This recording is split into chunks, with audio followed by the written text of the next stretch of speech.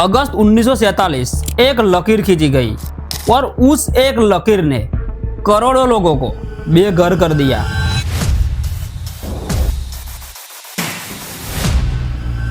एक ही रात में किसी का घर भारत में रह गया तो किसी का अपना घर पाकिस्तान में।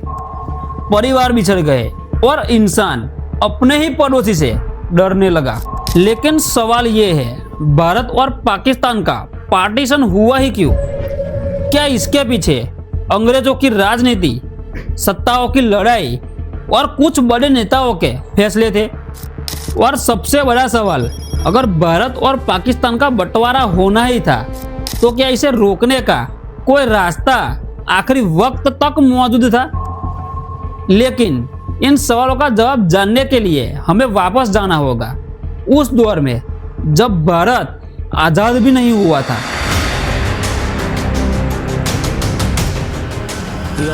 साल था 1857।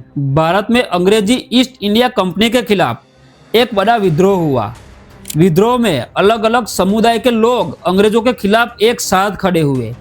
अंग्रेजों ने विद्रोह को कुचल दिया, लेकिन इसके बाद भारत पर शासन करने का तरीका बदल गया। साल 1898 में ब्रिटिश क्राउन ने भारत की सत्ता अपने हाथ में ले ली और धीरे धीरे भारतीय समाज में मौजूद धार्मिक और सामाजिक अंतर राजनीति का हिस्सा बनने लगा। अंग्रेजों की नीतियों को अक्सर डिवाइड एंड रूल यानी बांटो और राज करो के नजरिए से देखा जाता है।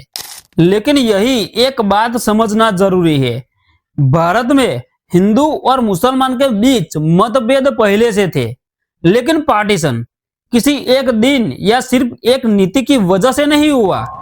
कहानी बहुत ही ज्यादा मुश्किल थी। 20वीं सदी की शुरुआत तक भारतीय राजनीति में दो बड़े राजनीतिक मंच बेहद महत्वपूर्ण हो चुके थे, इंडियन नेशनल कांग्रेस और ऑल इंडिया मुस्लिम लीग। साल 1906 में मुस्लिम लीग की स्थापना हुई। उस समय उसका उद्देश्य तुरंत पाकिस्तान बनाना नहीं था। उसकी शुरुआती राजनीति मुख्य रूप से भारतीय मुसलमानों के राजनीतिक हितों और प्रतिनिधित्व को लेकर थी। फिर आया साल 1909। ब्रिटिश सरकार ने मोरले मिंटो रिफॉर्म्स के जरिए मुसलमानों के लिए सेपरेट इलेक्टोरेट्स यानी अलग निर्वाचन व्यवस्था शुरू की। अब कुछ सीटों पर मुस्लिम मतदाता मुस्लिम प्रतिनिधियों को चुनते थे। यह एक कदम आने वाले कुछ वर्षों में भारतीय राजनीति पर गहरा असर डालने वाला था, लेकिन असली मोड़ अभी भी बाकी है। 1915 में एक ऐसा नेता भारत लौटा जो आगे चलकर स्वतंत्रता आंदोलन का सबसे बड़ा चेहरा बनने वाला था, महात्मा गांधी। महात्मा गांधी ने हिंदू मुस्लिम एकता को स्वतंत्रता आंदोलन का महत्वपूर्ण हिस्सा माना। 1920 के दशक में कई मौके पर कांग्रेस और मुस्लिम लीग के नेता साथ भी आए, लेकिन एकता हमेशा के लिए नहीं टिक सकती। समय के साथ राजनीतिक अविश्वास बढ़ने लगा।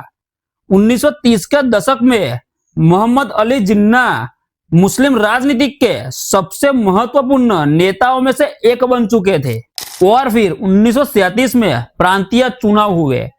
कांग्रेस ने कई प्रांतों में सरकार बनाई। मुस्लिम लीग को उम्मीद के मुताबिक सफलता नहीं मिली और यहीं से दोनों के बीच राजनीतिक दूरी और बढ़ी। जिन्ना को लगने लगा कि स्वतंत्र भारत में अगर सिर्फ बहुमत के आधार पर राजनीति हुई तो मुसलमानों के राजनीतिक हित कमजोर पड़ सकते हैं।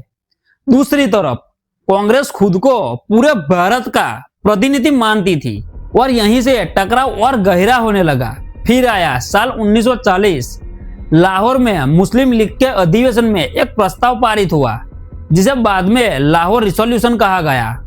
इसमें मुस्लिम बहुल क्षेत्रों के लिए अलग राजनीतिक इकाइयों की मांग की गई। पाकिस्तान शब्द उस प्रस्ताव में सीधे उस रूप में नहीं था जिस तरह बाद में इतिहास ने उसे इस्तेमाल किया, लेकिन अब एक अलग मुस्लिम राजनीतिक भविष्य की मांग भारतीय राजनीति के केंद्र में आ चुकी थी और इसके बाद हालत तेजी से बदलने लगे।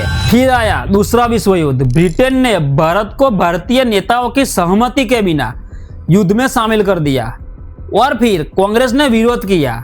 1942 में क्विट इंडिया मूवमेंट शुरू हुआ। कई कांग्रेस नेता गिरफ्तार कर लिए गए, लेकिन मुस्लिम लीग की राजनीति का रास्ता अलग था। जिन्ना और लीग ने इस समय अपनी राजनीतिक स्थिति मजबूत करने की कोशिश की। युद्ध खत्म होने तक ब्रिटेन आर्थिक और सैन्य रूप से कमजोर हो चुका था। भारत को लंबे समय तक गुलाम बनाए रखना अब ब्रिटेन के लिए पहले जैसा आसान नहीं था। और 1945 के बाद एक सवाल सामने खड़ा था, अगर अंग्रेज जाएंगे तो सत्ता किसे मिलेगी। यहीं से कहानी निर्णायक मोड़ पर पहुंचती है। 1946 में कैबिनेट मिशन भारत आया। उद्देश्य था एक ऐसा संवैधानिक समाधान निकालना जिसमें भारत एक देश बना रहे, एक संघ, कमजोर केंद्र और प्रांतों को काफी शक्ति। शुरुआत में ऐसा लगा कि शायद कोई समझौता हो सकता है, लेकिन समझौता टूट गया। मुस्लिम लीग ने 16 अगस्त 1946 को डायरेक्ट एक्शन डे का आह्वान किया। कलकत्ता में भयानक सांप्रदायिक हिंसा भड़क उठी। कई दिनों तक शहर में खून बहता रहा। इसके बाद हिंसा दूसरे क्षेत्रों तक फैलने लगी। नोआखाली, बिहार, पंजाब और सबसे ज्यादा भयानक स्थिति पंजाब में बनने लगी। लोग अब सिर्फ राजनीति से नहीं डरते थे, उन्हें अपने पड़ोसी से डर लगने लगा था। जिस घर में कल तक साथ बैठकर खाना खाया जाता था, वही आज शक पैदा हो चुका था। और यही वह समय था जब पार्टीशन अब सिर्फ नेताओं की बातचीत का विषय नहीं रहा था, यह अब आम लोगों की जिंदगी में प्रवेश कर चुका था। लेकिन अंग्रेजों के पास अब ज्यादा समय नहीं था। 1947 में लॉर्ड माउंटबेटन भारत के आखिरी वायसरॉय बनकर आए। उनका लक्ष्य था अंग्रेजों से भारत को सत्ता सौंपना। लेकिन अब सवाल ये नहीं था कि अंग्रेज जाएंगे या नहीं, सवाल था भारत एक रहेगा या टूट जाएगा। माउंटबेटन ने आखिरकार पार्टीशन की योजना स्वीकार की। 3 जून 1947 को योजना सार्वजनिक की गई। भारत के विभाजन का रास्ता साफ हो गया।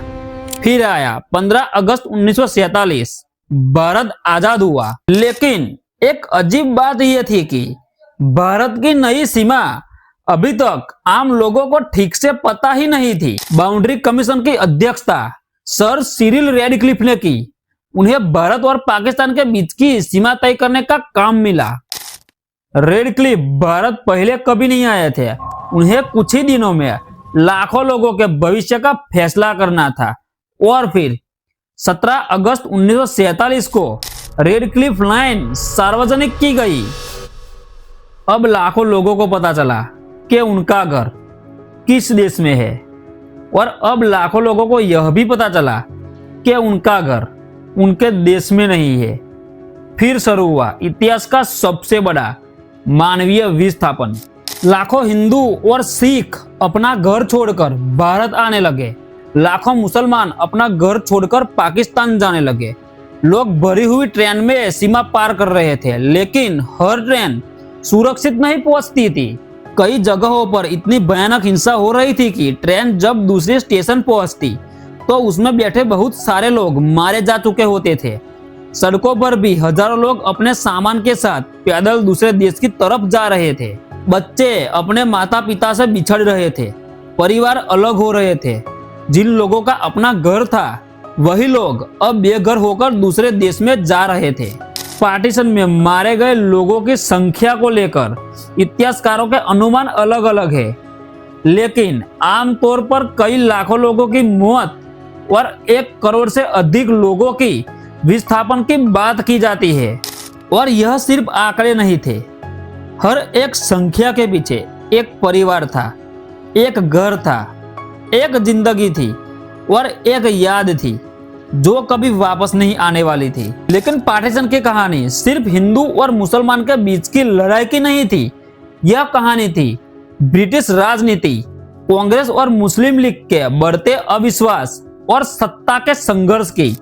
और सबसे बड़ी कीमत चुकाई उन लाखों आम लोगों ने जिनके घर परिवार और जिंदगियां एक लकीर ने हमेशा के लिए बदल दी। लेकिन सवाल आज भी वही है, क्या पार्टीशन टाला जा सकता था? आपको क्या लगता है? कमेंट में जरूर बताएं। अगर वीडियो इंफॉर्मेटिव लगा हो तो लाइक, शेयर और सब्सक्राइब जरूर करें। मेरा नाम है तुषार और मिलते हैं ऐसे नए वीडियो में। तब तक के लिए धन्यवाद।